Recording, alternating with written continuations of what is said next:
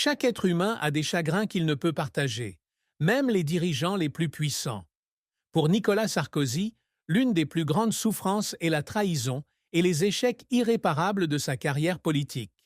En tant que jeune homme, Sarkozy a toujours eu soif de pouvoir. Il a bâti sa carrière en tant que maire d'une petite ville, gravissant les échelons politiques avec persévérance, détermination et même impitoyabilité. Mais la politique n'est pas un jeu facile. Le gagnant d'aujourd'hui pourrait être le perdant de demain.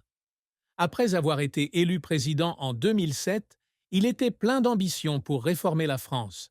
Son mandat fut cependant semé d'embûches, notamment la crise financière mondiale de 2008.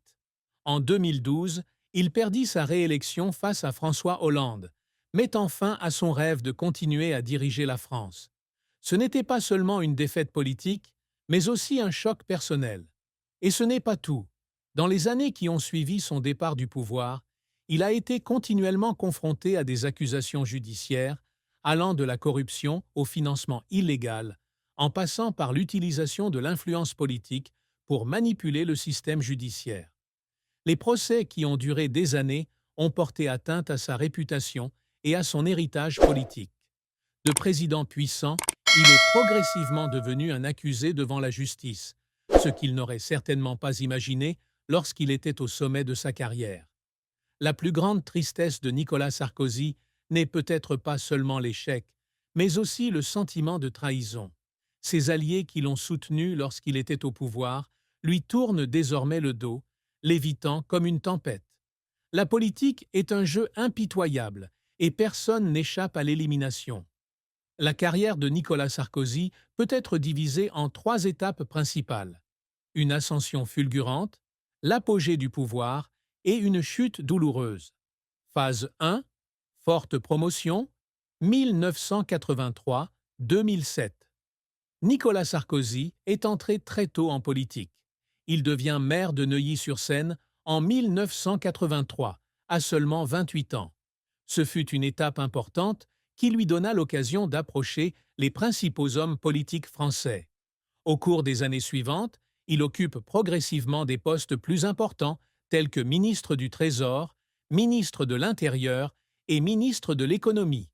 Ce sont ces années qui ont aidé Sarkozy à construire l'image d'un homme politique fort et déterminé, qui n'a pas peur d'affronter des questions difficiles comme l'immigration, la sécurité ou la réforme économique. En 2007, Nicolas Sarkozy bat Ségolène Royal et devient le 23e président de la France. C'était le sommet de sa carrière. Il a introduit de nombreuses réformes politiques audacieuses telles que des réductions d'impôts, un renforcement des règles d'immigration et une réforme du système de retraite. Cependant, cette étape est également pleine de défis. La crise financière de 2008 a plongé la France dans des difficultés économiques et le chômage a augmenté.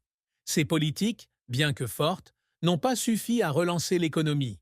Cela a entraîné un déclin significatif de sa réputation. En 2012, Sarkozy a perdu face à François Hollande, mettant fin à sa présidence après un seul mandat. Cela marque le plus grand revers de sa carrière politique. Après avoir quitté ses fonctions, il a tenté de revenir en politique en 2016, mais a perdu les primaires du parti de droite. Cela a pratiquement mis un terme à ses ambitions politiques. Mais ce qui lui a peut-être le plus fait souffrir, ce sont les problèmes juridiques qu'il a rencontrés. Son image a été gravement ternie par une enquête et une condamnation pour corruption. Peut-être que les larmes de Sarkozy n'ont pas été versées seulement à cause de son échec politique, mais aussi à cause de la perte de son honneur et de la confiance du public. Malgré les échecs, Nicolas Sarkozy a également laissé de nombreuses traces importantes. Réformer les systèmes fiscaux et du travail pour encourager la croissance économique. Réformer le système de retraite pour en assurer la pérennité. Maintenir le rôle de la France sur la scène internationale, notamment au sein de l'OTAN et de l'Union européenne. Ces réalisations, bien que controversées, font partie de son héritage. La vie de Nicolas Sarkozy n'est pas sans secret et recoins sombres. Il est largement répandu qu'il entretient des relations obscures avec des pouvoirs publics, notamment avec des magnates et des dirigeants étrangers comme Mouammar Kadhafi.